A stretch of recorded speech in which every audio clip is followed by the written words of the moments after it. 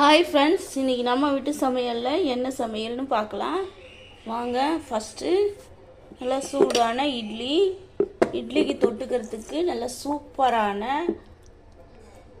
Restaurant style kurma செஞ்சுருக்கேன். காய்கறிகள் பட்டாணி எல்லாம் போட்ட குருமா நல்லா சூப்பராக வாசனை கமகமன்னு இருக்குது.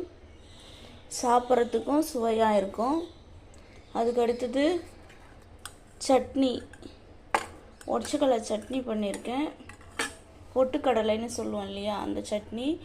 இன்றைக்கி காலையில் கொஞ்சமாக பழைய சாதம் வச்சுருக்கேன். மதியத்துக்கு நல்ல சூப்பரான வடித்த சாதம் பாருங்கள், பல இருக்குது வடித்த சாதம். அதுக்கு மேட்சான காரக்குழம்பு, வத்தக்குழம்பு,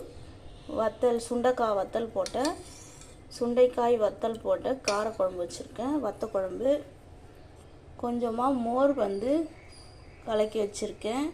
இந்த வெயிலுக்கு இதமான மோர் வச்சுருக்கேன். கொத்தமல்லி பச்சை மிளகாலாம் போட்டு நல்லா செம்மையாக குடிக்கக்கூடிய மோர். இவ்வளோ தான் எங்கள் வீட்டு சமையல். வாங்க ஃப்ரெண்ட்ஸ், சாப்பிடலாம். இந்த வீடியோ உங்களுக்கு பிடிச்சிருந்தா லைக் பண்ணுங்கள், ஷேர் பண்ணுங்கள், சப்ஸ்கிரைப் பண்ணுங்கள், மறக்காமல் லைக் பட்டனை ப்ரெஸ் பண்ணுங்கள். Okay, bye friends.